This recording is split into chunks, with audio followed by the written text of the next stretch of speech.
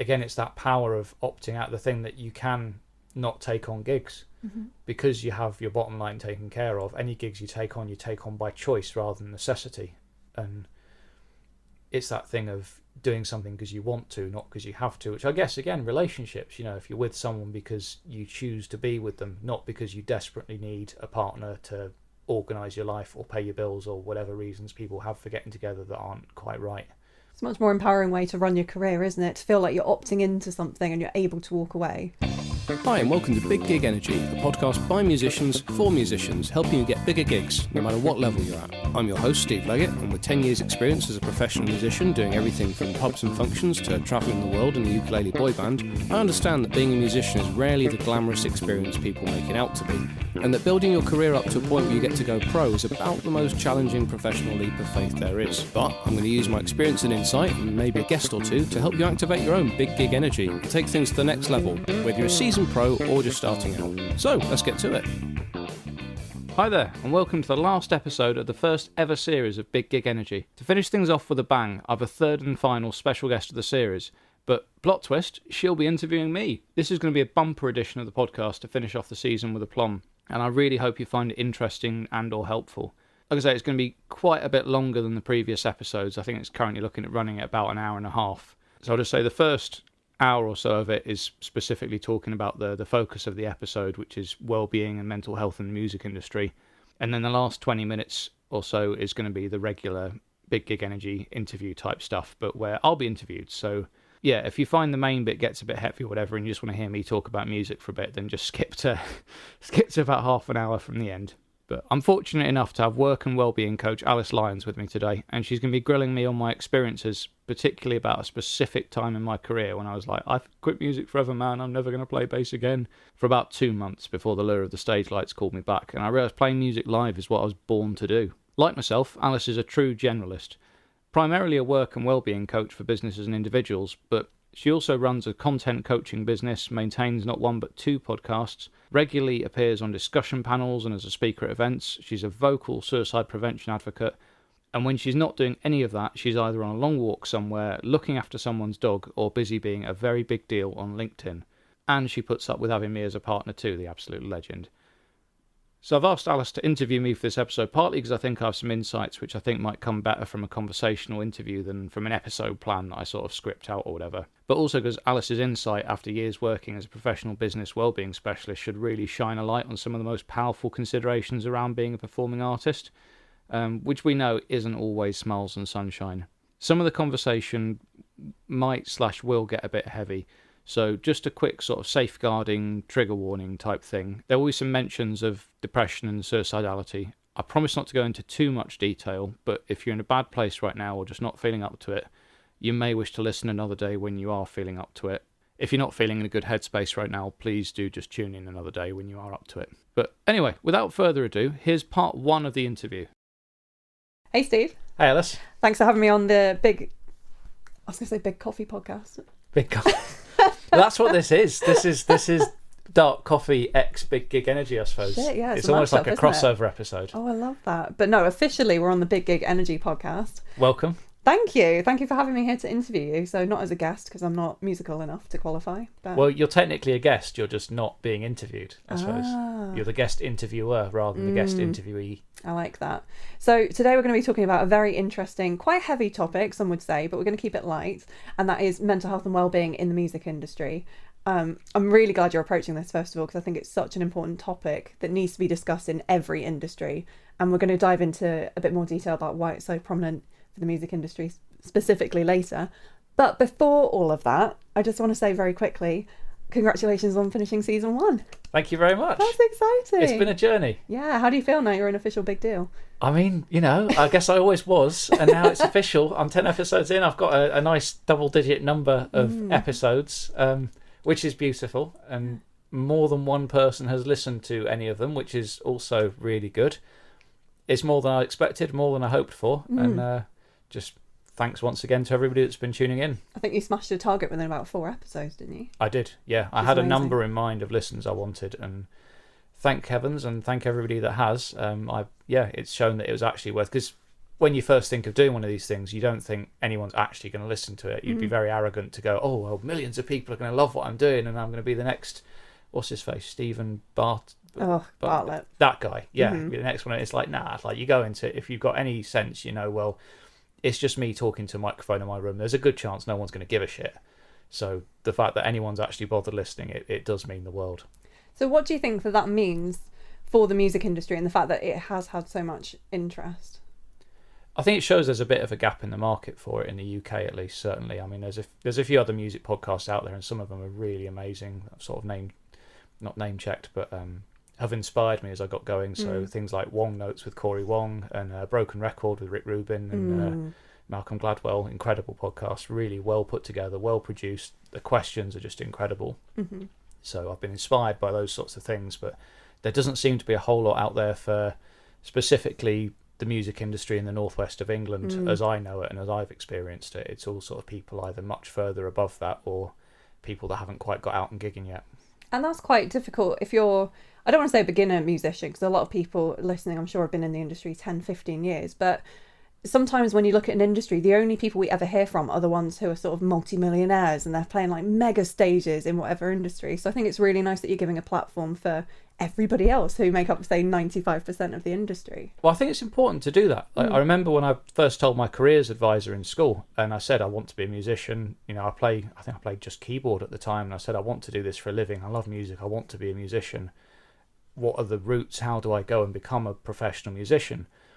And she turned around and she sort of went, leave that with me. And she sort of sheathed through a load of notes behind her and pulled out a photocopied sheet of paper, basically saying, to be a professional musician, you've got to have made it, in inverted commas, become famous. You've got to be very, very lucky to do that. And then you make your money by selling out stadiums and selling record albums and all this sort of thing. And I was like, yeah, but there's got to be other ways of making music. And she's like, oh, well, you could join an orchestra, join a conservatoire. And I'm like, well, that doesn't sound right. So luckily, it turned out there was a bit of a gap in her knowledge. And when I got to uni, I was able to start getting paid gigs around Liverpool, and from there move into like the wedding scene, and then obviously fell in with my band and started touring the world and all that sort of thing. That's really interesting as a kind of early experience in your music career, because could you imagine like somebody else who's not as obsessed with music as yourself could have taken that as like the gospel of like, well, she's the career advisor, she knows everything there is to know about the industry. You as a young person could have taken that really strongly to heart, and that could have ended your career before it even started. Absolutely, yeah. Luckily for me, I was cynical enough to go, well, even then I realised the way the industry works, you've got to be very, very, and to be fair, I think this sheet of paper I was given said the same. You've got to be very, very lucky, and you've got to be in the right place at the right time, and it's nothing to do with how good you are. It's just whether you speak to the right people at the right time, and that's what defines if you get, if you make it in a big sense a lot of the time. So what we're kind of leaning into here in this conversation so far is expectations and maybe managing your expectations. How important would you say that is for any musician at any point in their career? Yeah, it's essential. It's absolutely essential. You've got to go in it realistically. Obviously, some people do make it, and a lot of them have worked really bloody hard to do it, and they've earned that place. I always think of, I think it was Madonna who camped outside a record label HQ for months on end, handing out, I need to look up the exact story, but I remember she put some graft in to get where she was. And there's a lot of bands about today that, to be fair to them, they're very successful and they have earned their place and they deserve to be there. But then equally, there are a lot of bands where they've been put together by somebody with a whole lot of budget behind them and has pushed their album and pushed their record sales and all these things. And they become household names, not by virtue of having ever met before they were put in the project.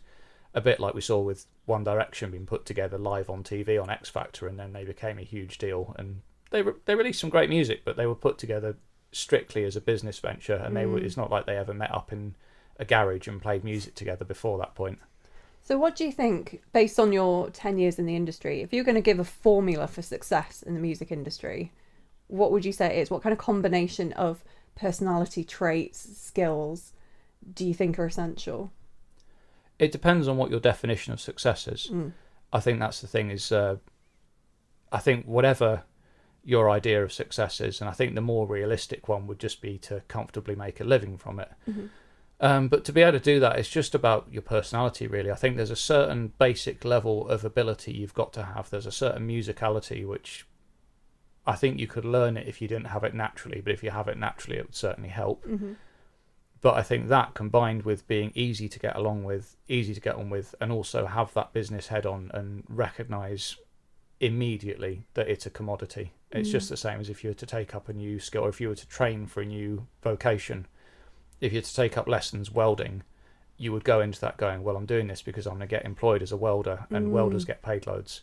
And it's something. You're not doing it for the love of welding. Yeah, exactly. You're not doing it that you're going to sort of start turning up on people's doorsteps and offering to do welding for free for them. Like, oh, I noticed your car's a bit rusty. Do you mind if I do the rear sills for you? You know, you don't do it for that. You do it because actually that's a vocation you can get into.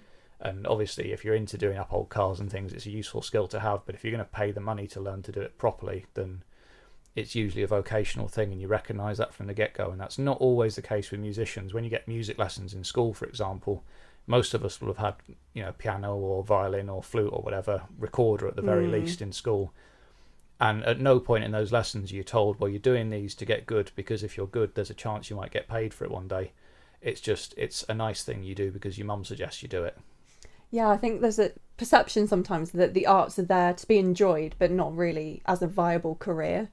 So I can imagine it's quite frustrating for people when they are trying to break into the industry of, am I going to be taken seriously? And maybe they don't take themselves seriously initially because they're trying to make that transition between going from this is my art, this is my passion, this is what I love, to this is a job and it's a skill and it's something that I can monetize. So do you think this is where any kind of friction comes in for people? Do you think this is why people find it difficult to make a career in the music industry? I think it comes from the other side. It's perceptions of it. People see artists and musicians being people that love what they do. And if they love what they do and they do it voluntarily in their own time, therefore, if I want them to play an event for me, then they'll be happy to do it just for the exposure or just for the fun of it because they love doing it so much. And obviously, it's unfortunate that it's not helped. There are some people in the industry, well, not really in the industry, unfortunately, where their attitude is very much, oh, I love playing music and it's all I love. I'm just here for the music and I'm happy to play a wedding for 30 quid a head because I just love it so much. And obviously, if you're there as a budding professional trying to do a gig, we had it a lot with, there was a university in Liverpool, which I won't name, but it was a specific music college, which is quite well known in Liverpool. And we used to struggle with them because as part of the coursework for this particular music college in Liverpool, you were supposed to do so many gigs a term. And you just had to get out and you had to do this many gigs as part of it. And on the one hand, that's great because actual gigging experience is really valuable.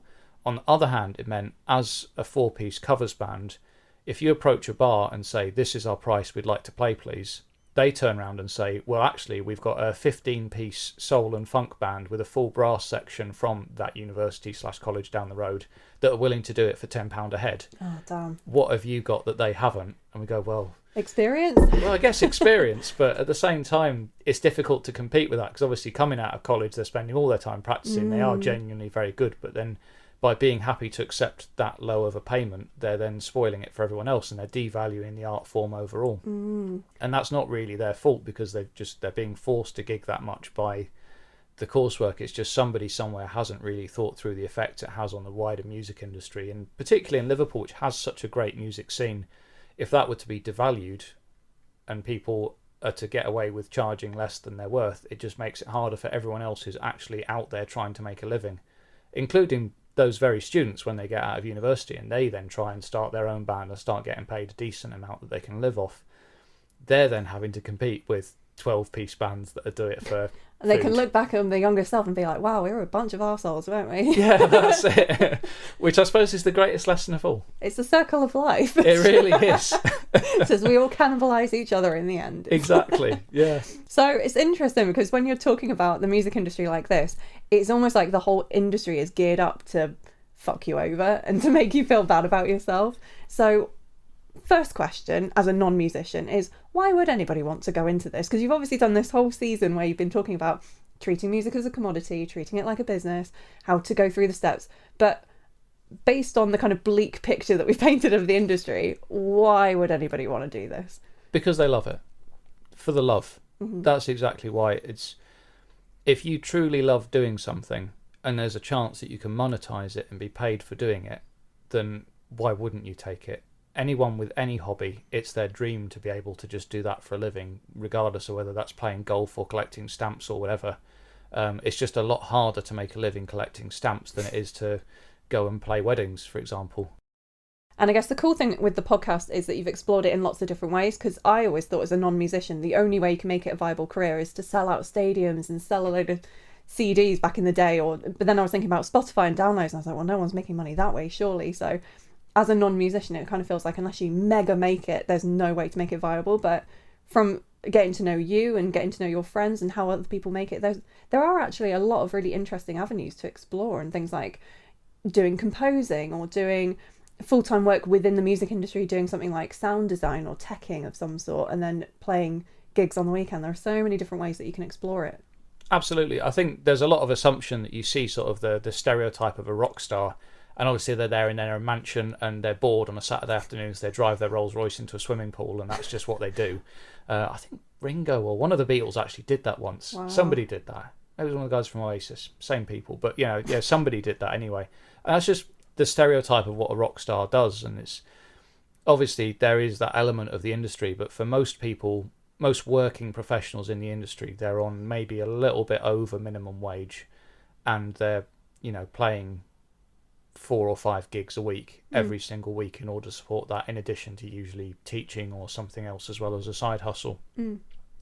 Not least because of January and February being such quiet months, and like any self-employment, it's very feast or famine. You're either doing very, very well over summer when it's wedding season and you've got weddings almost every day of the week, or it's January and you're fucked.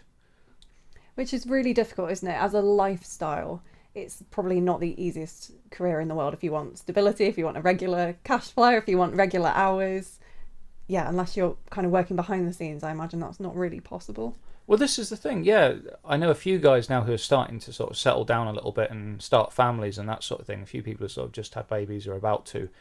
And I don't know how... I'll be interested to follow and see how they get on with that.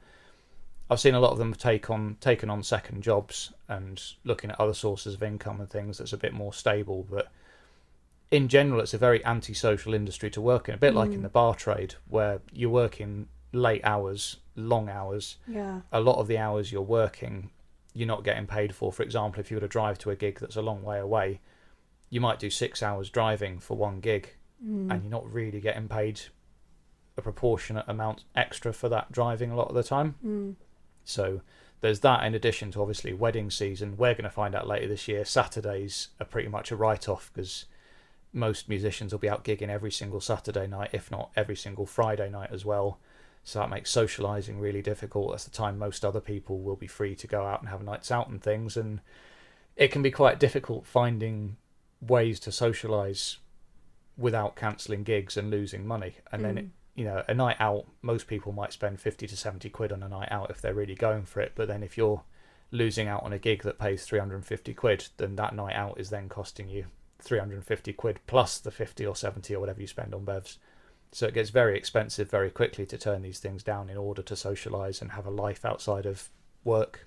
So we'll talk about ways to stay sane whilst working in the industry later. But first I want to go down a darker path. I want to start with what can go wrong and what can happen if you go too far in the opposite direction, when the music kind of turns a bit bleak.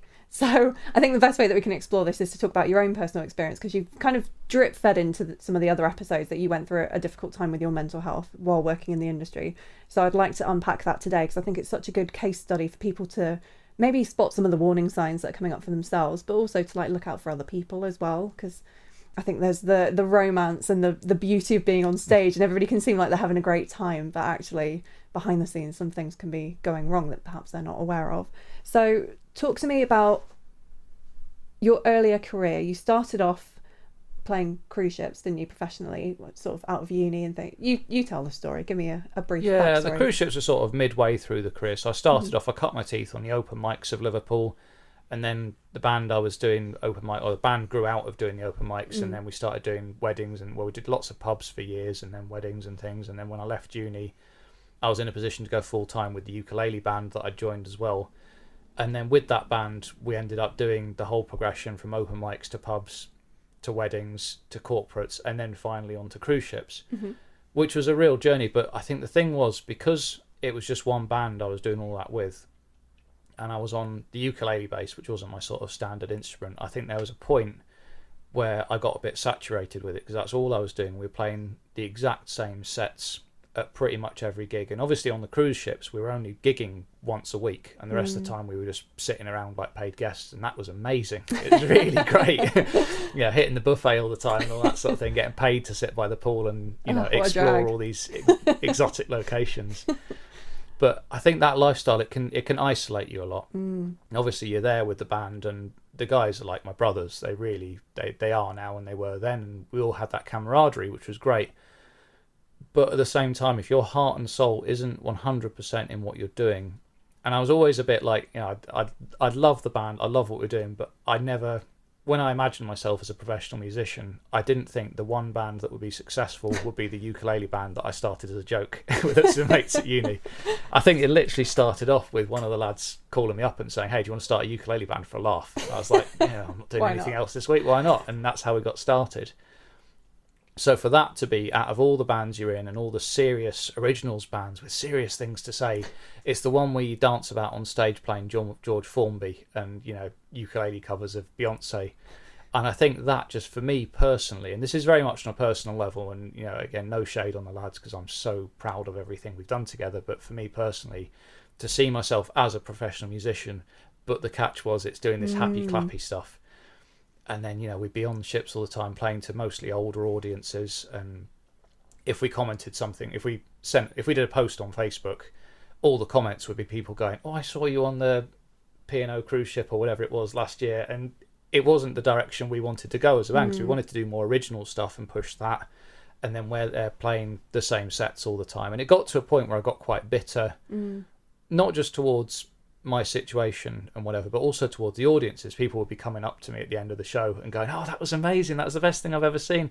We used to quite commonly go, "I was expecting you to be shit, but you were really good." And I loved that, dealing with expectations and improving their expectations. But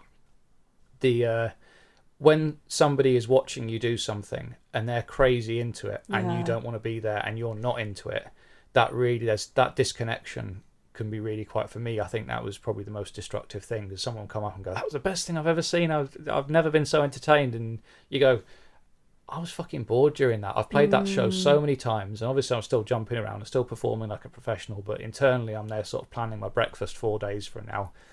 It's just, I think I'd just been doing it for too long. That's the biggest theme. Again, it's not that there was anything wrong with what I was doing or my relationship with the band or anything like that, although obviously that did suffer a bit as a result of my not wanting to be there. But I'd been doing it for far too long, and it got to a point where it just all got a bit too much. And I think my turnaround point was waking up one morning and being like, "Oh, bloody hell, I'm on Mykonos again." And that was the point where I was like, "No, this is no good." It's just a sign of not quitting while you're ahead, and not quitting when there's still a love for it, and you just sort of become a bit embittered and you start to resent the audiences that enjoy what you do, just by virtue of the fact that you're not enjoying it anymore. So why should they be? It's a really interesting parallel that I'm drawing as you're talking there love is a really important word to talk about, because it almost is like a relationship. And in a similar way to a relationship, you could be with someone who you're like, on paper, everything's great. We vibe, we get on, and I'm not walking towards breaking up with you, don't worry. Okay. You're just looking at me terrified right now. No, I'm just in the abstract. But we've all been in those relationships where you're like, honestly, there's nothing wrong with them. Everything's fine. But there's just not something there. And it's nothing objectively wrong. Like, you wouldn't be able to pinpoint it necessarily. It's just you don't vibe for whatever reason. And I feel like that's kind of what happened with you, like you're saying, that the band was great, the idea, the concept, brilliant, and you probably really enjoyed it in the beginning, but then you sort of gradually fell out of love with it. And like you said, that's, as with a relationship, that would be the time to leave. It doesn't mean there's anything wrong with the other person, it just means it's not for you anymore. Yeah, it's that thing of like exactly like a relationship where people grow apart, or the sort of the love goes out, and you catch yourself sort of going through the motions of doing something or whatever. I'm just holding your hand to say that's not what's happening. we still good, yeah, we still cool, yeah. But I think that's what happened, and it wasn't any reflection on my relationship with them, or I still love, and to this day I still gig with them occasionally, and I love all the boys so much, like my own brothers, all of them. And And that was also part of the reason I found it so difficult to process what was going on, because I was also going through an autism diagnosis at the time and all these other things, finding out all these things about myself that I just had no idea, and these huge pieces of the puzzle of who exactly I was were falling into place. And then as that's going on, I'm doing this thing which on paper is amazing. I'm getting paid to travel all over the world, having to do very little work for the money I was getting. And yeah, on paper I should have been having the best time ever, and I wasn't. And I started to resent myself for that, because I was like, you ungrateful bastard, there's so many people, including yourself a few years ago, would have killed to be in this position that you're in now, so why aren't you enjoying it? How dare you not enjoy it? And that was part of what led me into such a spiral of depression and other grim stuff that went on later. So how did that manifest for you? Because obviously from the outside, probably to your bandmates or to the audiences, they see this guy jumping around, having the time of his life, big smile plastered on his face, posting on Instagram next to the beach and stuff like that. But how did you know that there was anything wrong with your sort of mental health and your well-being? What else was going on? What might other people not have seen? Yeah, it was a complicated part of my life. I was in a bit of a, I'll gently say I was in a bit of a problematic relationship at the time at home, which didn't help. So anytime I was away, I was longing to be home. And then anytime I was home, I was longing to be away again, because neither one truly felt safe mentally for me. So that was a real challenge. So in addition to that sort of dichotomy of being there and being away, I had this like sad clown thing going on, as the whole thing about the trope of the depressed clown. There's the old joke of guy goes to a shrink and says, "Oh, doctor, I'm really, really depressed. I don't know what to do. I'm so down. I feel almost quite suicidal and things." And the doctor goes, "Mate, don't worry. The great Mephistopheles is in town today." Don't know why I said that's a shit clown name, but the great insert clown name here is in town today. Go see him. And the guy goes, "But that's the problem, doctor. I am the great Mephistopheles," or whatever the fuck the clown's called in this thing. I am that clown. And it's just been a trope through, they have like the sort of the drawn on makeup of like the tears by their eyes and things. And the funny guy is often, the funniest people often have the darkest mental health going on. I mean, I always think of Robin Williams, legitimately very funny man, outwardly very outgoing. And we all know what happened there, and it was really, truly tragic. And I think if somebody is almost over the top in how happy they appear and how funny they are, and a lot of it comes from wanting to be liked by other people and wanting to be found funny and wanting to fit in. And that often comes from a bit of a darker place than you might assume it does. Not always, but a lot of the time. And it's been borne out with a lot of the comics I've worked with, actually. A lot of the funniest people I've worked with have also been a little bit, their mental health's been a little bit sketchy. And that's been from what I've perceived with having a couple of drinks with them after a show, and heaven only knows quite what they had going on that they weren't just willing to share with some random bass player they were chatting to. So don't trust happy people is what we're saying. Yeah. So what kind of things were happening? How did your sort of misery manifest itself, if you like? What kind of things were happening maybe behind the scenes? I was just becoming very withdrawn.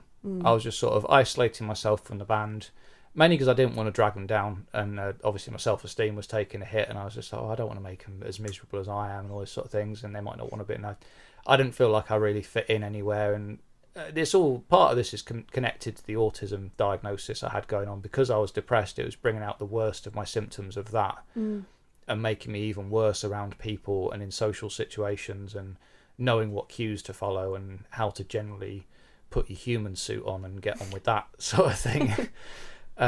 So I became very withdrawn, and I'd spend all day long either sleeping or I find when I'm depressed I just sleep as much as I possibly can, just to basically pass the time. You just sort of count it. And the cabins on those ships became like prison cells to me towards the end. I'd sit in them sort of basically reading, doing the equivalent of bouncing the ball off the wall like Steve McQueen in Great Escape. Like it genuinely was really quite difficult. So there'd be times I'd go up to the back of the ship in the middle of the night and just think, oh, it could be really nice just to jump off, And it was not something I think I would have ever actioned, but just sort of fantasizing about it really helped, because it was like a release valve. Sometimes just thinking about these things, and obviously you've talked about this a lot in Solving Suicide, your podcast on the matter, but sometimes just imagining those scenarios can really help you get through the current thing, and I guess just put a little bit of perspective on it and just prove to you that you're not quite there yet. Because there maybe for a lot of people there is a point where they think, yeah, actually, yeah, screw it, and off they go. But for me, I always found a reason to go back to bed. I always think that's a nice, it's not a nice thing for anyone to go through, but for me was suicide ideation, which is what you're picking up on there, sort of having a suicidal fantasy.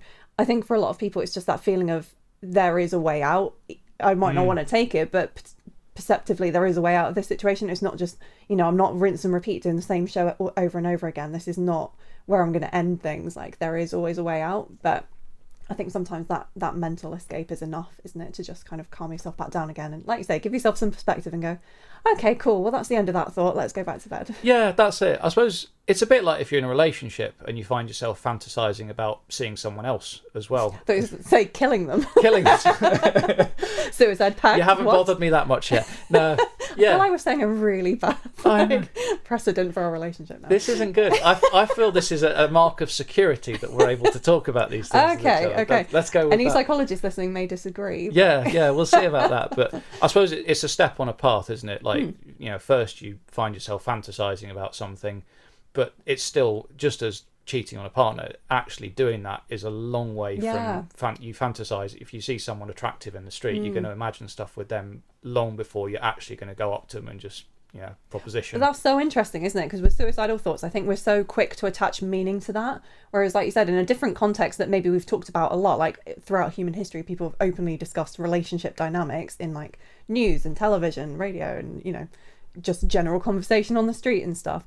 But I think it's quite a known thing of like, you can have a thought but not act on it, and that's fine, and there's no judgment attached to the thought necessarily. Absolutely. I think with suicide there's just that much greater element of taboo attached to it. It's a much more taboo subject. We still, even us talking about this on a music podcast is quite revolutionary even today, really. It's so rarely done that people talk about. How does it feel to be a trendsetter? I know. I mean, the thing, it has been done before. I mean, I think of the Pink Floyd's film The Wall, and Bob Geldof, looking very young, got a fantastic rock voice on him, but there's that scene of him shaving his nipples and then going absolutely batshit crazy, trashing a hotel room and then bleeding out in the pool almost. Like, it's this idea of the tortured artist. It's been quite fetishized over the years, but even then, the idea of them actually killing themselves is that whole extra step. It's like, yeah, it's okay, you can trash as many hotel rooms as you want, do as many drugs and hookers as you want, but if you think about topping yourself, then that's a problem. But that's an interesting segue there, actually, when you're talking about the kind of expected behaviours of like, yes, you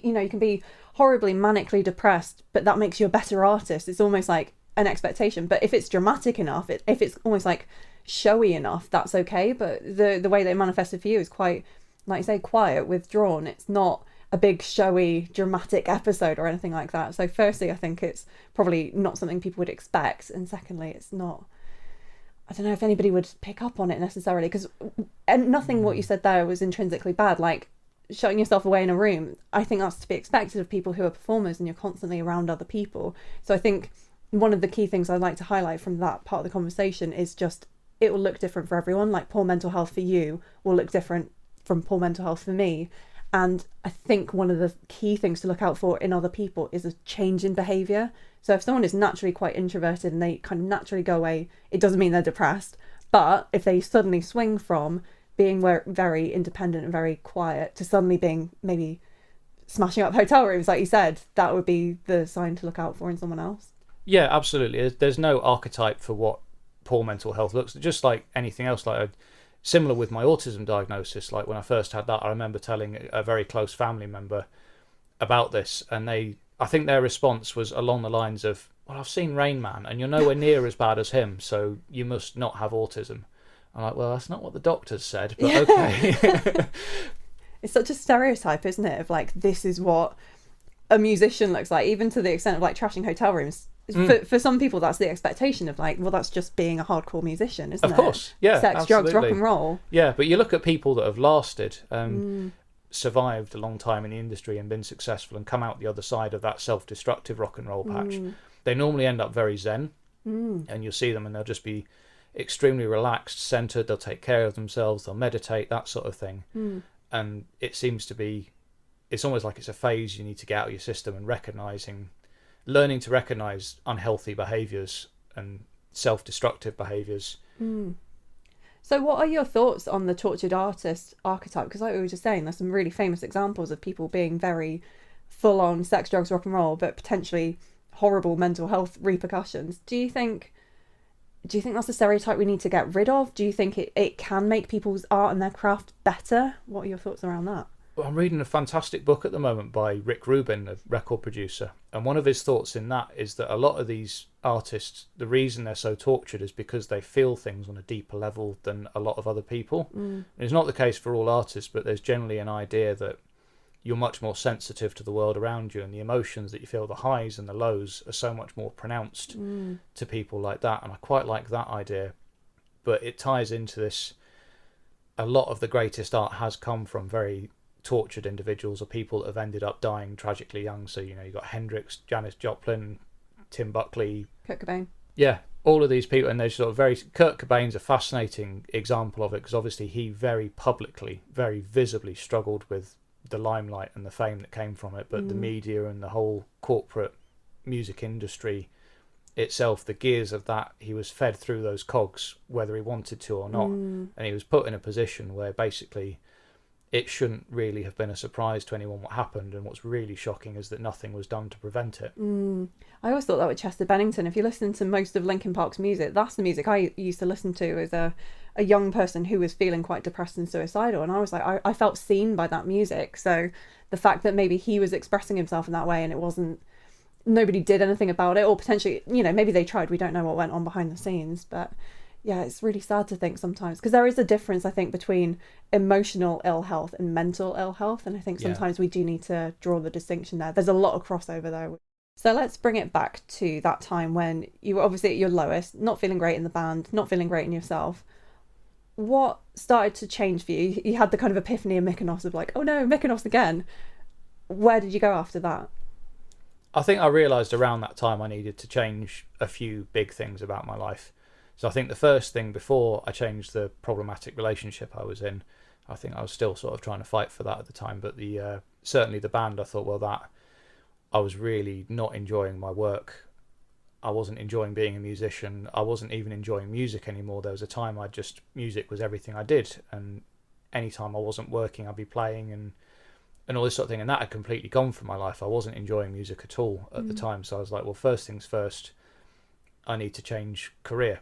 So over a process of quite a while, actually, I gave about 6 months notice to make sure we had time to get someone in to replace me, and because I was the first member to ever leave Ukebox, and it was important to me that it carried on. I didn't want to be a reason that it fizzled out. I didn't want them to go, oh well, you know, it's funny how I could be so down but also arrogant enough to think that no one could possibly replace me, which again, it's the sort of the artist mindset. It's so contradictory in so many ways, but thank heavens we found my replacement, James Rookyard, who's a fantastic bass player, really entertaining guy to watch, and a really talented singer as well, and he really stepped up to it, and the band's really stronger since I left, and you know, it's moved on to better and bigger things now, which is great. But that was my big worry, was, you know, I don't want to, if you're that depressed, the last thing you want to do is cause anyone any trouble. And I think at the time I just weighed it up and was like, actually, it'll be grim if I leave and have to have them find a replacement, but it'll be worse from if I jump off the back of a cruise ship in the middle of the night. Out of the two. Yeah, at least that way they get 6 months notice, you know. So that was the first thing I did, and then obviously in time, it took me a lot longer, but the relationship as well that was causing a lot of trouble had become, by this point, quite unhealthy on a few levels. When that ended, I was sort of able to really get things under control. And then when I found my current full-time vocation as a guitar tech, found that job doing that, and then that really turned things around, because suddenly I was able to have a sort of meaningful career that would cover my bills, give me stability, give me all of these things I was craving, and I could support myself and not have to worry about things like that. But I could also have the freedom to go and gig on the weekends again, and basically the freedom to fall back in love with music, which, again, if you spend a year or two playing to crowds of 1,200 people, all of whom you shake hands with after the show, all of whom tell you you're the best thing you've ever seen and buy signed CDs, but you hate every minute of what you're doing because you don't because you've fallen out of love with it and you don't enjoy it anymore. If you don't enjoy something and you feel obliged to do it, you're going to really hate that experience. So hating that experience and have people, it was just such a disconnect. So putting all that behind me and just changing the circumstances which had led to me being in that state of poor mental health, and like even now I've made a point of working with lots and lots of different bands at once, and this thing of being a hired gun, it really works, and it won't work for everyone. A lot of people work better having just one band and that's what they do and that's their full-time thing, and a lot of people are very happy playing the same songs every night, same set every night, and it's cool and great for them. But for me personally, I like to have a variety. I like that, which is weird because you think with autism it would be important to have a structure and have repetition and be doing the same thing every night, but for me I think mixing it up a bit and not always knowing exactly what's coming next and having different bands on the go, it keeps it fresh and it stops it from getting, I guess it challenges me as a musician as well to go, I'm playing with this band tonight, I do that particular song this way and not the other way, because they all do it a little bit different. Everyone says do it to the record, and then you actually play with them and the drummer might put a bit in somewhere or something might be different. So you skipped over it a little bit just then, but there was actually a period where you left the music industry. So was that a very conscious decision of like, I've had it up to here, I'm that far out of love with it, I have to do something completely different? What was your mindset? Were you kind of anticipating it would be a short break? Were you done with music forever? What was that mindset at that time? Yeah, when I left Ukebox, so this was getting towards, it must have been August of 2017, I think was my last gig with Ukebox. And when I left, I was very much, that's it. I've done music. I've been a musician. And it, by the end, which to me, that meant it had all along, it sucked. I didn't enjoy it and it led me to this horrible, dark place. So I was like, you know what? I've been there. Wasn't for me. Don't ever want to do it again. I'm done with music. I never want to pick... I kept hold of my guitars, but I was like, I don't ever want to gig again. It's not something I'm I pictured a dramatic moment of throwing them off the back of the boat symbolically. Like, I'm not going to jump, but you're going. I'm far too emotionally attached to my possessions to do that, unfortunately. It would have made for, when they make the biopic about me, then that is going in. It's got to happen. But yeah, no, I just decided that was it. I didn't want to do it professionally anymore. I didn't really want to play anymore. I had no appetite for it. Maybe on some level, that's probably why I held on to my... I still had quite a few guitars even back then, and on some level maybe I did think I'd want to at least start playing for my own pleasure again. Yeah. But at the time when I left, I never wanted to do it again, and my immediate first job back, I needed to get some kind of work in, obviously, and I just got a job stacking shelves in which will beep out with an ocarina. Yeah, which will beep out at a later point, but as I've previously mentioned on another episode of this podcast, stacking shelves at this particular supermarket was a terrible experience. And it made me think, actually, you go from basically being paid to travel the world, work for an hour and a half a week, and the rest of the time you're being paid to just go and sit on a beach on Mykonos or the Caribbean or Rio or wherever, to go from that to getting fired from a job because you weren't allowed to wear a coat in a freezer on Christmas Eve, and then you got ill. You had the cheek to get ill after that. The audacity. It shows. I have to say the though, there's quite a lot of variables between those two extremes. Did you not think at some point, like, maybe there's something not stacking shelves, but also not in the music industry? Or was that enough of a reality check for you to be like, actually, I realise what I've given up here. Maybe I gave up on music too soon. Maybe she is the love of my life. I think there's a bit of both there. In some ways, it was my eat, pray, love. And I needed to sort of experience that. My mind does work in a very binary fashion. Again, by virtue of the autism, like I'm ones and zeros. Yeah. Either something is this or it is this. And it really struggles finding the 0.5s in between and, any variables in between. And I was just so lucky that I found the other career, the work with Jack's Instrument Services. When that job came up on Facebook, I've been following them for a couple of years before then, but when I saw they were looking to take on, it might have been maybe my last week at the supermarket when I saw that job advertised. I was on my break at 3 a.m. because I was working 10 p.m. till 6 a.m. on my 15-minute allowed break at 3 a.m, and I was there looking and I saw this and I was like, I'm probably hallucinating this, but I'll apply anyway. And there for the grace of God go I. But I managed to. Why did I say that? I never say that. But yeah, and by sheer luck, I managed to get that job, and it absolutely turned my life around, really. It was exactly what I, because the beauty of that job as a luthier and working within an established company as well, I was able to work with musical instruments, with guitars, which I loved, and I'd always enjoyed the setup side. I'd been like the sort of the unofficial guitar tech of Ukebox with them. If somebody's ukulele broke in the middle of the Atlantic, I'd be able to fix it with a Swiss Army knife and everything would be fine. So I'd always loved that tech side of it. But to be paid eventually a full-time wage for fixing instruments, it was an absolute dream come true. And it's something I wouldn't have known to look for, because obviously there's so few. There's a lot of luthiers about, and a lot of them, they work out of their mum's living room and they advertise on Facebook Marketplace. There's very few actual companies. You've got people like KGB Music over in the Wirral and a couple of others like that. But there's Shout very out to KGB. You got people like them. You got people like Jack, obviously, and then there's a few others about where it's sort of usually one-man bands. There's very few other actual companies that you can apply for and not have to worry about running a business and all these other things. Obviously that was another side of working with Ukebox, was that we were set up as a limited company and we all had our own roles within making those wheels turn and keep that all going. And I hear good things about the HR director. Yes. Yeah, Danny, the HR director, you go to him with a complaint, and the sort of the running joke in the band, because obviously there's only 5 of us, he'd just be, "Stop being a whiny little bitch." Like, head of HR, somebody's bullying me, "Stop being a whiny little bitch."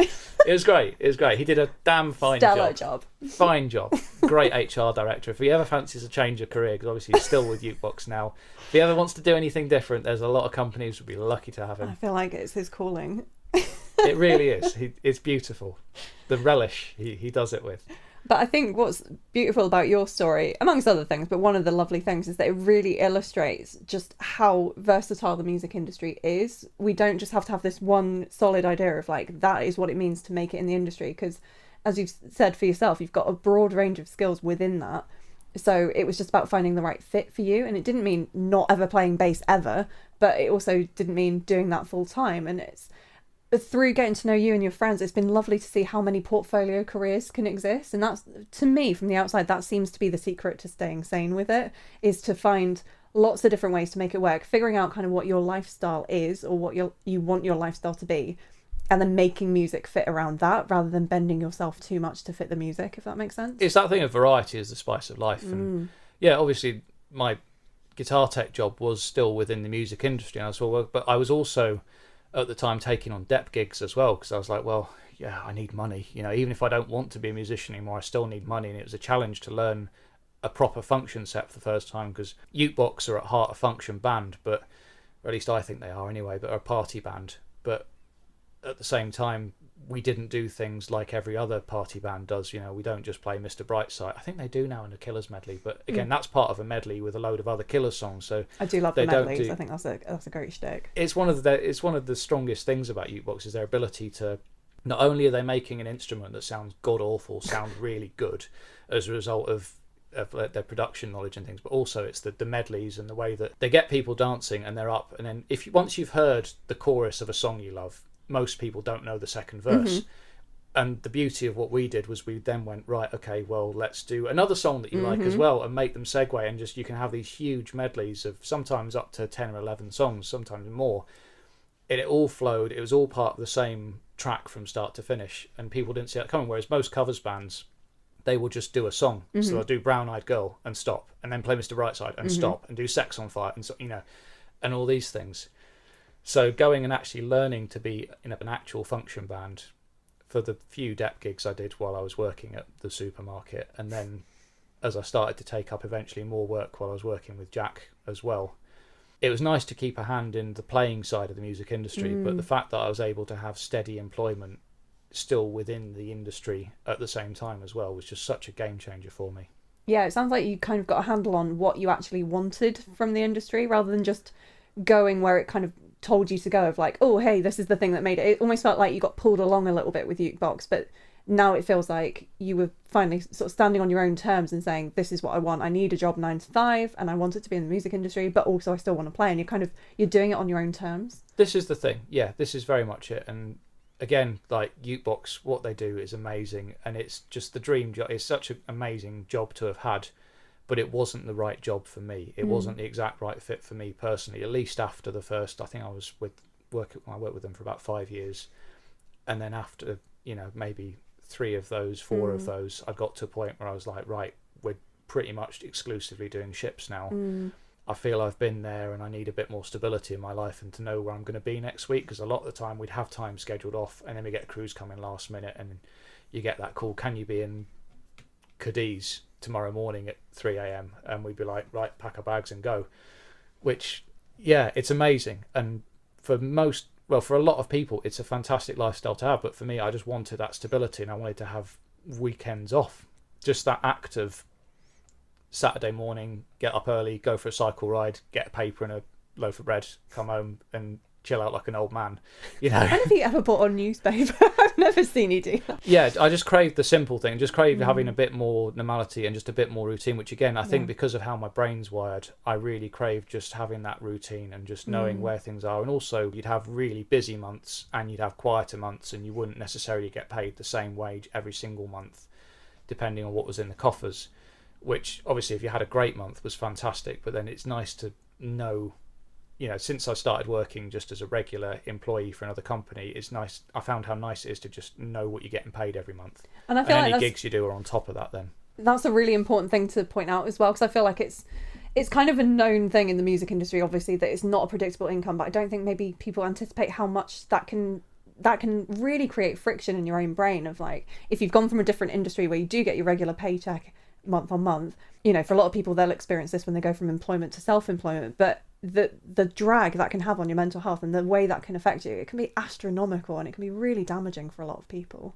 Absolutely. And it's not exclusive to music, it's definitely anything self-employed. There is that element of feast or famine, and that thing of, I'm sure you found this when you were setting up Dark Coffee and just you have months where you get a load of payments in, and then you have other months where it's like crickets and tumbleweed in your bank account and you're like, well, I'm working hard, but what have I got to show for it, and this sort of thing. And that was another part of the reason I became quite resentful of audiences at gigs, was that just that pressure when you're playing and if you don't play, you ain't paying your rent. Yeah. Whereas now, if I do a gig, because I also work full time, in addition to all the gigs that I do, any gig I do, it's basically pocket money. And it's so nice playing and not being out. You're just able to relax and enjoy it on so many more levels, and you get so much more from it. Not being there because you have to be there. And again, it's that power of opting out, the thing that you can not take on gigs because you have your bottom line taken care of. Any gigs you take on by choice rather than necessity. And it's that thing of doing something because you want to, not because you have to, which I guess, again, relationships, if you're with someone because you choose to be with them, not because you desperately need a partner to organise your life or pay your bills or whatever reasons people have for getting together that aren't quite right. It's a much more empowering way to run your career, isn't it? To feel like you're opting into something and you're able to walk away rather than... Absolutely, yeah. It's almost like metaphorical, sort of my choosing to leave the music industry and then opting back in. It's a bit like my mental health did spiral quite a bit even after I left Jukebox, because obviously I was finding out what I was doing and I was working a really horrible job for a bit, and it got to a point where I actually made a couple of suicide attempts. And it's sort of, once you've made a suicide attempt and you've survived, you do feel like you're opting into life then. It's like you're not just existing like everyone else. Unlike a lot of people on earth, you've then actually chosen to be there by not trying to finish the job, basically, another time. So a bit like with life when I was there and I'd opted into life, opting back into the music industry, having left, and then going, right, I know how it works now. I know what the deal is. I've been there. I've done that. Do I want to do it anymore? And to then choose to go, yeah, actually, at heart, I do love it. And I do want to be part of it, just not in the same way that I was before. I want to make it work for me and my brain and the way that I'm wired as, obviously, again, somebody with autism. It's sort of, you do experience the world very differently. It changes how you perceive things compared to other people. And you have to be very aware of yourself and how things work in order to sort of optimize your experience as a human being. And I think that's the key theme that people might take away from this episode, and particularly this is something I've learned a lot from you, is that you have to be self-aware. You have to really start with yourself and think about, what do I want? What do I need? and then you can tailor everything to fit around that. So for you, you had considerations of your mental health, your neurodiversity, even just lifestyle factors. But these are things that everyone can do. Like if we have that intention, I guess is the word I'm looking for. If we have that intention for our careers of, I want it to work in the most sustainable, enjoyable way that it can. Yes, there's going to be bad days. Yes, there's going to be challenges, but ultimately I can optimize my career so that my skills are shown off to their best and so that I feel at my best. I think that involves that level of kind of critical self-analysis, I guess, and say, what do I want and need my career to be? And can the music industry meet this, first of all? But if so, how? Exactly. And just choosing the path that works for you and realising it's a choice as well. And obviously that's the tricky thing. And I guess in a lot of ways, that's what this podcast has been about, and about sort of explaining to people that it can be a choice to make things suit them, and just having that confidence to go, actually, I'm not going to take that gig because it's not paying enough, or because it's too far away, or whatever, and just opt in to the things that you want and not the things that you don't want. Just as a little end point to the discussion around mental health and well-being, what kind of advice would you give to other people, as well as the self-awareness piece and as well as making changes to your lifestyle and things like that? What other advice would you give to people if they are having a difficult time with their mental health? What other things would you advise that they do to support themselves? I'll say just learn to know yourself. That's the best thing you can possibly do. Like, it's such a cop-out answer to just go get help, talk to someone that cares, because when you're going through a period of bad mental health, the last thing you want to do is to talk to anyone about anything. You just want to isolate yourself off. You don't want to talk to family, you don't want to talk to friends. You, whether intentionally or in an aware fashion or not, you do everything you can to isolate yourself from everyone that cares about you. So the idea of going to someone that cares about you and then going, I think I'm having a really rough time of it. So, disclaimer here, I'm not a doctor, I'm not a psychiatrist, I don't know what's best in terms of these things, I don't know what to recommend, but what helped me was understanding why I was feeling these ways. And for me that meant hearing about autism, thinking, damn, I should probably look up what this thing is, because actually at the time I think you're still able to call it Asperger's without being on PC, but obviously, because again, the Rain Man thing, people don't realise it's a spectrum, and a lot of people that meet me are quite surprised when I say I have it. But once I realised, and it was sort of an obstacle really actually to getting the diagnosis and to realising and making these changes, was anyone going, oh well, you're not as bad as this or whatever. It's like, actually you can still have that going on. But you had support with that, didn't you? You worked with a therapist to help you get that diagnosis, didn't you? Well, that was it as well, yeah. So I had a very close friend sort of helped me out with that side of it, and then I was going through some other basically it was meant to be anger management. It sort of turned into CBT and learning helpful thinking styles and learning to phase out the unhelpful ways of thinking.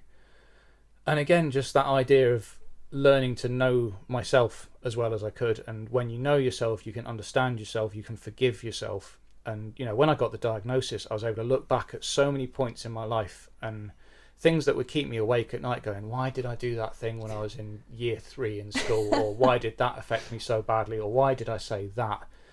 And I could look back and actually I could forgive myself for doing that, because looking back at it through a lens of neurodiversity, it suddenly explained those behaviours. And obviously you can't ever use it as an excuse. I couldn't ever go about acting a certain way and then just use it as I'm autistic, so what do I know? Yeah, what do you expect me to do? So you can't use it as an excuse, but it does explain, and it makes you, especially before the point of awareness as well, when you didn't have coping mechanisms or an understanding of what you needed to optimize your well-being. Absolutely, yeah. So I think as a mental health advocate myself, I think it's important to say everyone is different. Everybody's mental health and well-being is different. Different coping mechanisms will work for lots of different people. But I think the point that you made about not talking to friends and family is quite a key one that a lot of people find. We think in the abstract, like, oh yeah, I'll talk to my friends and family if I'm struggling. But actually that's probably really difficult for a lot of people. But as you found through talking to a therapist, it can actually be really useful and helpful to talk to someone who is a qualified professional, a third party. They're emotionally very removed from you. They can talk from that objective standpoint and help you on that kind of process to get to know yourself a lot better. So just as a safeguarding tip for anyone listening, obviously people like Samaritans are incredible for this, and that's the reason they are so good at what they do, is because you've got that safety of it being a complete stranger. They have no attachment to you whatsoever. They're not going to give you any bullshit kind of answers. They're not going to tell you anything they think, oh, this is what they're going to need to hear right now. They're completely impartial. So I think we'll probably add a load of links in the show notes anyway to help signpost people to those, won't we? You're listening to the Big Gig Energy podcast with me, Steve Leggett, and my guest, Alice Lyons. That was the end of part 1. Now, in part 2, Alice interviews me along the more traditional Big Gig Energy interview lines. Here's part 2. So let's wrap up today's interview with this standard Big Gig Energy quiz, shall we? Quiz? How dare you? I spent hours coming up with these questions. Did you? Yeah, well, I constructed them. I constructed them to be the perfect way to truly get to the heart of what makes a musician tick, and you call them a quiz. Well, that's doubly disappointing, frankly. So, Steve Leggett, what, in your opinion, makes a big gig? Fuck, I'm not prepared. I knew that. We get really deep, and then when we try and go shallow, We've had some great answers to this already on this podcast, so it's quite tough following the 2 that we've had already as it is. I love Kieran's idea about every single gig is a big gig. You treat it like that, it will feel like a big gig to everyone present, whether in the audience or in the band with you, and that's such a valuable attitude to have. Mm-hmm. And also Matt's idea about any gig that makes you nervous is a big gig, and I love that because if it's making you nervous, it's got to be a big deal. Mm-hmm. If you feel like that, it's usually a big deal in terms of your career or your progression. It could lead to things, or it could be, in his case, it was a redemption, sort of proving to people that he'd come on so far since his first gigs and showing what a badass he is now compared to then. Not that he wasn't then, because I remember working with him 4 or 5 years ago and he was ridiculous even then. But I suppose it's different being it and feeling it, isn't it? Yeah, that's it. So, no, for me, it's just a blend of all of those things. It's such a cop-out for me to be asking this question and not have a really concise answer to it. But it is that thing of just life and gigs are what you make of them. And I truly believe that if you go into it with that attitude of this will be big. And some of the biggest gigs I've played, I think what it is I want to catch out people and not have people think, yeah, a big gig is the gig where you play a stadium to 60,000 people. Because I've played a stadium to 40,000 people. You know, not as many only as 40. Only 40,000. But I played a stadium to 40,000 people, and I've played a room to 4 people, 2 of whom were my managers, and 2 of whom were the UK's biggest booking agent for cruise ships and his agent. And I'll tell you, the gig to 4 people was a much bigger gig, much more nerve-wracking, and Ukebox are still touring cruise ships to this day because of that gig. So obviously it's not about the numbers, it's not about what you get paid, because obviously the gig to 4 people, that was unpaid. But then if you look at the work we've had from it, maybe it wasn't, in the long run, I guess it was. So it's all subjective, it all varies. But it's what you make it, like life itself. It's what you choose to make it. I'll accept your answer. So you may have just already answered this question, but what was the biggest gig of your career so far? Would you say that was the one where you were playing to decide the fate of the Ukebox band? Ukebox. It's difficult to say. Yeah. Having played stages big and small, and every single thing from the smallest of showcases to the grimmest of pubs to packed out football stadiums, and then some of the world's fanciest cruise ships, it's tough to vary. A few stick out in mind. There was one when we got to do Sunday night at the London Palladium. So obviously it's just such an icon in British entertainment. We were there. It was the impressionist Joe Longthorne. Again, a lot of people will need to Google him, but he was very good. His Shirley Bassey impression was just spot on. He was incredible. And it was his 60th birthday, and obviously he's sadly no longer with us, but getting to play that, there's a point we were on first, so there's like the fire screen, there's on the stage, you've got the house band, the orchestra are at the back of the stage, and then you've got a fire screen, and then you've got the curtains maybe 2 or 3 foot in front of that. And I remember stood there with Ukebox, obviously we had no drummer, so we were able to stand in a row with our mic stands in front of us, and we were between the fire screen and the curtains. And because we were starting the show, we had the orchestra behind us, and they played the Sunday night at the Palladium theme, and then the curtains opened, and we're there playing to all 3 tiers of the London Palladium. Wow.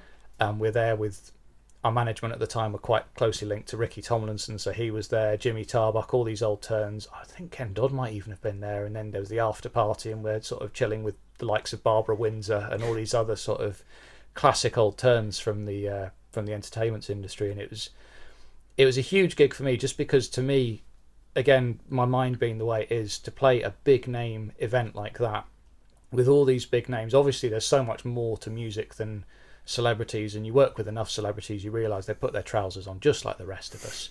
Everybody shits, but at the same time it was just a milestone. It's like the first time you get paid for a gig. That's a huge deal, because that's a big milestone. And then for us doing this sort of British entertainment institution that wasn't Britain's Got Talent, it was a huge deal for us. So yeah, ask me again tomorrow and I'll probably have a completely different answer for you, but today, right now, I'm sticking with that. So thinking about when you first went professional, and when you went full-time as a musician, what gave you the confidence to do that? Was it kind of being surrounded by the group that you were in? Was it that gave you the confidence, or was it just having the right opportunity? It was timing, I think, for us. We started gigging in our third year of university, I think it was, when we started getting paid for it. We started doing all the open mics in the pubs during our third year of uni. And then when we graduated, we obviously all had degrees in music, or I think James's was in media and history, or media and politics, something interesting, and media and drama, I think it might have been. But yeah, and we had our degrees, and we were like, well, do we go off and have, inverted commas, real jobs and go and pursue academic careers, or do we just go, well, actually we're getting paid for this. If we were doing a few more gigs, we could afford to do this full time and still pay our rent.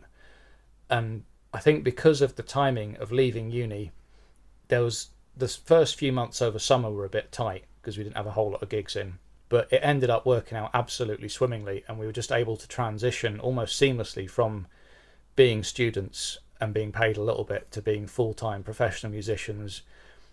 We all set it up as a business very shortly after, so we were, fresh out of uni and managers of an entertainment company very soon, an international entertainment company, with gigs and clients abroad.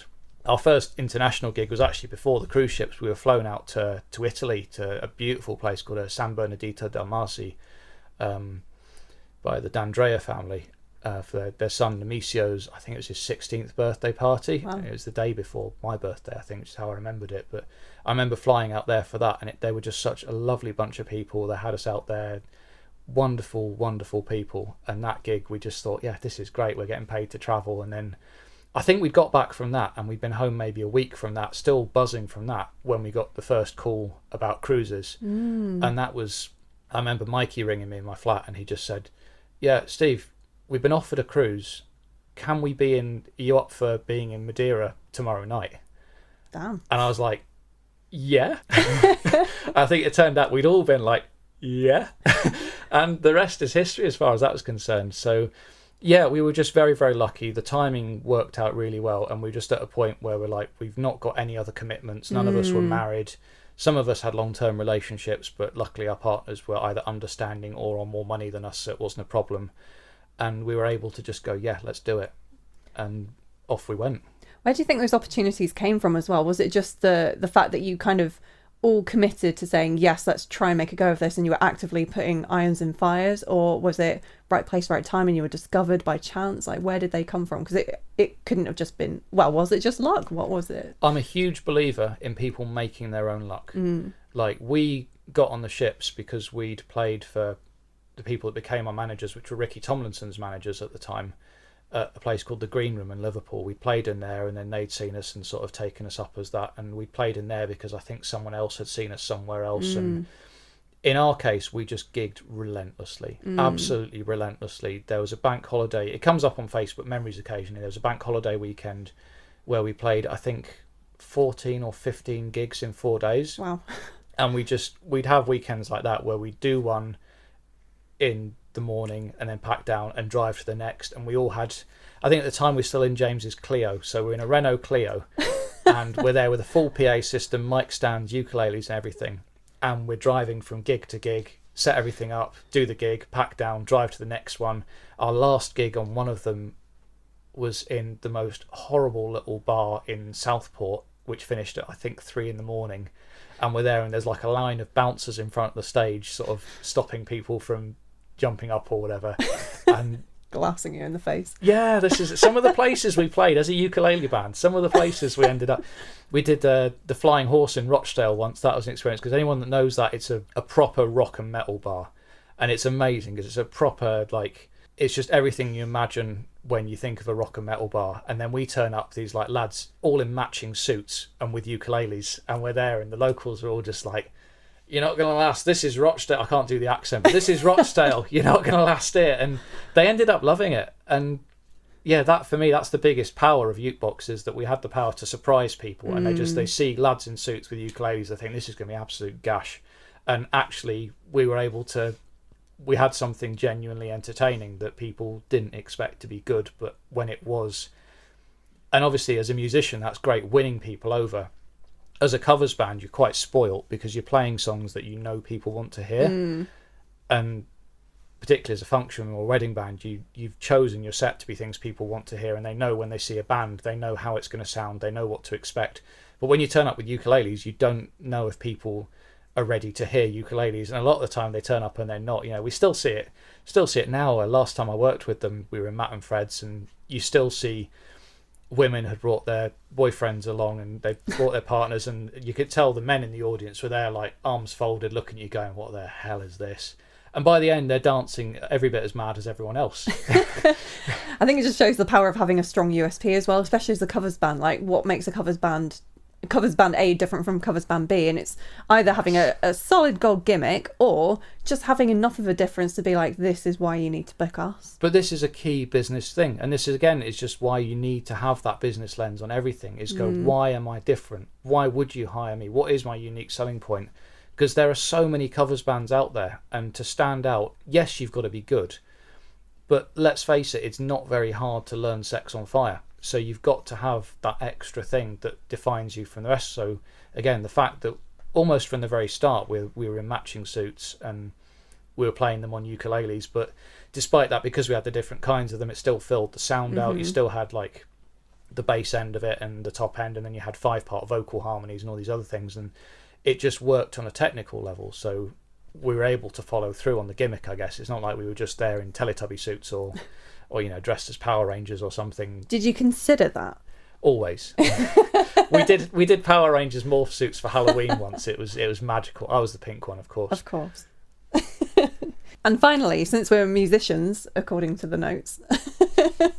Yeah, I've written that as if, that's my script you're reading there. So, but then you are a musician. Am I though? You are. You play ukulele. For people that don't follow Alice on LinkedIn, oh, God. During lockdown, she did an incredible parody. Well, it wasn't a parody song. It was just a legitimate original comedy song. Yeah. Because you'd written the music and the lyrics yourself. And I don't remember it was basically about the zeitgeist at the time. I remember you had a very good rhyme for Chris Whitty. Oh, something like, I'm staying home feeling shitty, so I'm praying to Chris Whitty. Find a cure for COVID-19 because I'm depressed. Exactly. And it was a thing of beauty. It's still up on LinkedIn now, I'm sure, somewhere. And obviously you've been learning bass as well. You have an excellent teacher, if the teacher may say so themselves. You know. And so you're a musician. I'd say you're a musician. So with that in mind, feel free to read out my question to me again. I'll embellish then. Finally, since we're both extremely highly proficient musicians, all right. Can you recommend an album that people should check out? So it doesn't have to be the greatest album of all time. There's no pressure on that. It doesn't have to be a favourite ever. But something that you're enjoying at the moment that you think other people should have a look at. I normally insist people only say one for this. But since it's my bloody podcast... I'm going to say 2. And if you've got a problem, then go to HR. Yeah, that's it. Report to HR. He'll tell you to stop being a whiny little bitch. Yeah, I'd go with... right now, I'm listening an awful lot to King Gizzard and the Lizard Wizard. I unexpectedly saw them in Paris a few weeks ago. It's so cosmopolitan. I know. I was there anyway to see Clowncore, who were amazing. You bougie bitch. I know. And they happened to be playing the next door. So following a drunken conversation with some lads outside Clowncore, we then booked tickets and went to see King Gizzard the next day. And I knew them for their Rattlesnake song, which is a proper meme. And it's a bit of it's a meme of a song. It's not really you don't watch it for the song, you watch it for the crappy graphics and go, oh, those Australians, they're crazy. But I listened to some of their back catalogue at the show, because obviously they're playing a really wide set. They never play the same set twice. and a lot of it floored me. I was like, this is really good. Like, these guys can play, you know. They're influenced by pretty much everything, and obviously not only they a genuinely good rock band, but then they've got their microtonal and their like Eastern influences, and this idea of incorporating microtonal guitars and instruments into their set, it's just a complete vibe. I mean, I've shown you some of this in the car. It's an experience. I was going to say, every time we listen to it, you pick up on something different in terms of the technical skill, or like when I watched Rattlesnake, I was like, is it really daft of me to say there are 2 drummers? But that is quite rare to have 2 drummers. Yeah, absolutely. So it just adds such a depth to it. And I suppose I should recommend an album, shouldn't I, rather than just go on about the... If I had to pick one out of their back catalogue, Omnium Gatherum, which is one of about 20 albums they released last year. Wow. It's varied, and it sort of, you got everything from MGMT style synth pop right through to... There's a couple of songs on there that sound like Goldie Looking Chain. There's just a proper range, and it's quality. So what kind of vibe would this suit? Listen to this album when you're high as fuck? Like, what? I mean, yeah, why not? Why not? Yeah, do that. Yeah, it's an experience. I think if you got to be kind of open-minded to it, because it does take a lot of left turns all over the place, and it keeps you on your toes. But when you're intellectually curious. Absolutely. Because like I say, the range of styles that they cover on this thing, it starts off with like a 9-minute psych jam, and then goes into this MGMT style tune, and then a few later you've got this like weird, it almost, one of them actually on there, what's it called, the Grim Reaper I think it's called, it's basically the Hitchers song from Mighty Boosh. I know you've not seen that yet, but I will force you to watch it after this recording. Anyone who knows the Hitcher will absolutely know what I'm going on about there. And what was the second album you liked? Second out, this is just an all-time thing, this is a legacy thing in terms of the album that's influenced me the most, that if somebody, like if an alien lands and I have to go, oh, welcome to Earth, by the way, check out some of our art before you annihilate us.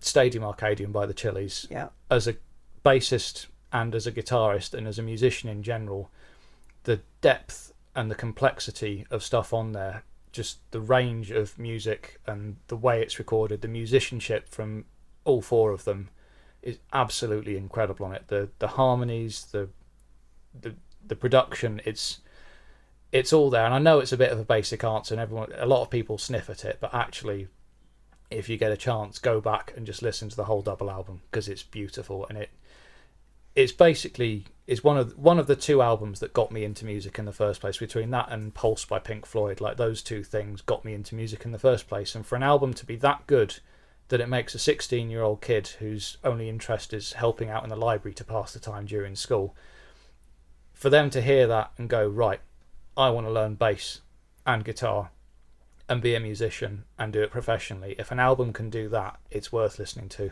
Pretty fucking powerful, isn't it? You're damn right.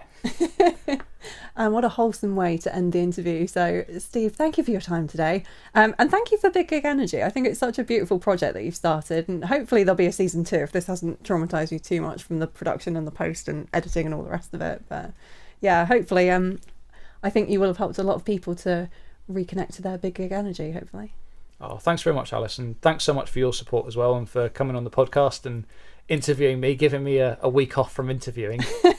You're welcome. It's an experience being a guest, but thank you so much. And let's get some dinner on, shall we? Yeah, let's do it. Well, there you have it. That was part 2 of the final interview of the season. Huge thanks to Alice for coming on and interviewing me for this. I hope you found that interesting, and I hope you found that useful. Just scratching the surface of mental health and well-being within the music industry through my own experiences.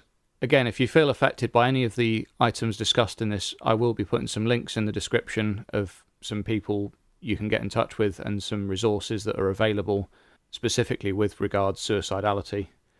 And I should mention while I'm on the subject, I've made a point of not having a sponsor for this series. I funded the entire project from my own pocket, from buying an iMac, an interface, studio monitors, fancy mic, building a website, setting up RSS feeds and all that. I've done it all off my own back. But one person who deserves more credit than any other is this week's guest, Alice Lyons.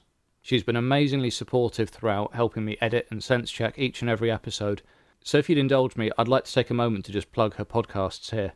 The big takeaway from this series has hopefully been that being a self-employed musician is essentially the same as running a business, which comes with all of the benefits of this, but also all of the drawbacks. Being in business can really suck sometimes. Alice's first podcast, Mind Over Grind, addresses this head-on and aims to help get everyone's work and well-being working together. Through solo episodes and interviews, Alice and her guests discuss how to work well, stay sane, and maybe even have fun in the process. Now, it's a sad fact that in 2020, the UK suicide rate was over 5,000.